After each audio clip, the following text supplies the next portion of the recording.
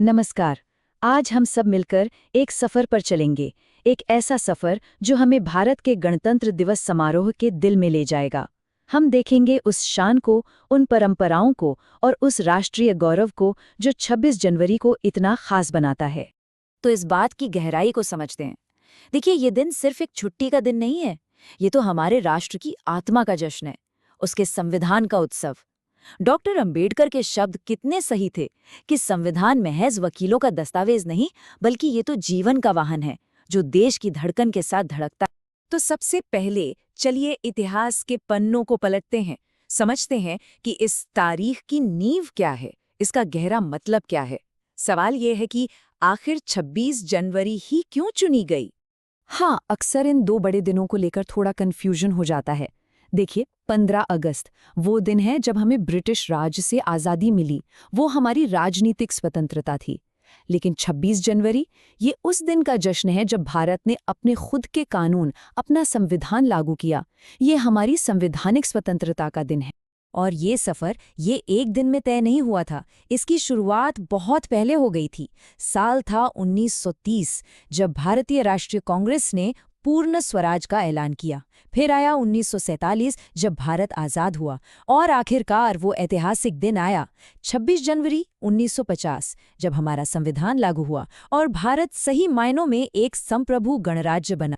तो एक गणतंत्र होने का असली मतलब क्या है? बहुत सीधा सा मतलब है। इसका मतलब है कि देश की सबसे बड़ी ताकत किसी राजा या रानी के हाथ में नहीं, बल्कि सीधे देश के लोगों के हाथ में है। और ये ताकत ये संविधान के बनाए हुए रास्ते पर ही चलती है। और अब हम आते हैं इस पूरे उत्सव के दिल पर, उसकी सबसे शानदार तस्वीर पर, यानी नई दिल्ली के कर्तव्य पथ पर होने वाली वो भव्य परेड। इस परेड की शुरुआत बड़े ही सम्मान और गरिमा के साथ होती है। सबसे पहले प्रधानमंत्री राष्ट्रीय युद्ध स्मारक पर शहीदों को श्रद्धांजलि देते हैं। फिर राष्ट्रपति का आगमन होता है और जैसे ही राष्ट्रगान की धुन गूंजती है, हमारा तिरंगा शान से फहराया जाता है। जरा सोचिए, ये परेड करीब करीब 90 मिनट तक चलती है और इसका एक एक पल, हर एक पल अनुशासन, देश की ताकत और भारत की रंग बिरंगी संस्कृति का एक जबरदस्त नजारा होता है। और जैसे ही तिरंगा फहराया जाता है, फिजा में 21 तोपों की सलामी की गूंज उठती है। लेकिन ये कोई आम सलामी नहीं है। इसकी टाइमिंग बिल्कुल सटीक होती है, पूरे 52 सेकंड के राष्ट्रगान के साथ कदम से कदम मिलाकर। 7 तोपों से 3-3 राउंड फायर होते हैं। और गर्व की बात यह है कि अब इसमें हमारी अपनी स्वदेशी 105 लाइट फील्ड गन का इस्तेमाल होता है। आपको पता है, हर साल इस परेड की एक खास थीम भी होती है। जैसे एक मिसाल लेते हैं, 77वें गणतंत्र दिवस की थीम होगी हमारे राष्ट्रीय गीत वंदे मातरम के 150 साल का जश्न। तो ये सिर्फ एक परेड नहीं, बल्कि हमारी संस्कृति की गहरी जड़ों का भी उत्सव है।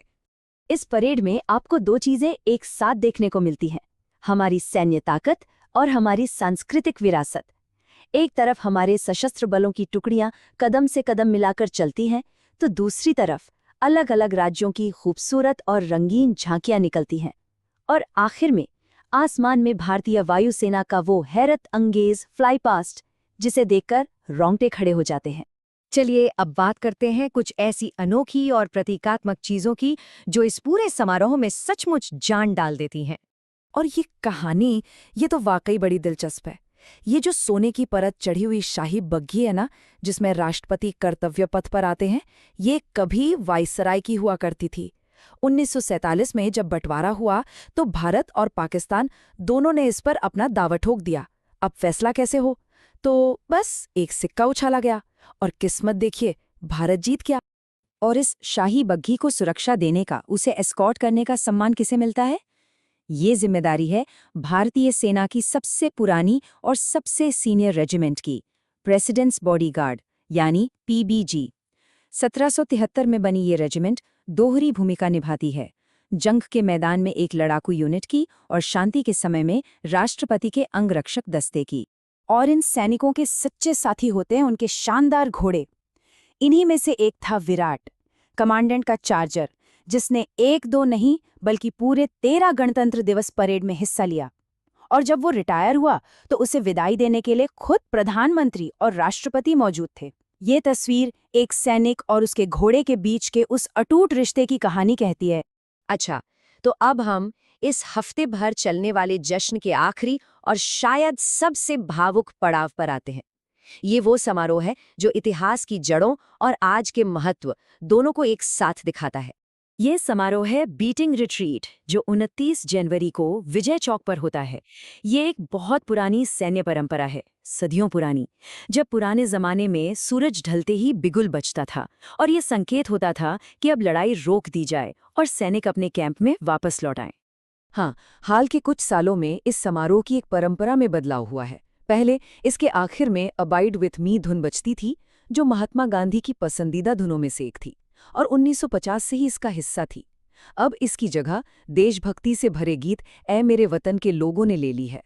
इस पूरे समारोह में हमारे सशस्त्र बलों के बैंड एक से बढ़कर एक देशभक्ति और सैन्य धुनें बजाते हैं, जैसे कदम कदम बढ़ाए जा और वीर सैनिक। और जब समारोह अपने अंत पर पहुंचता है तो गूंजती है हम सबकी पसंदीदा धुन, सारे जहां से अच्छा।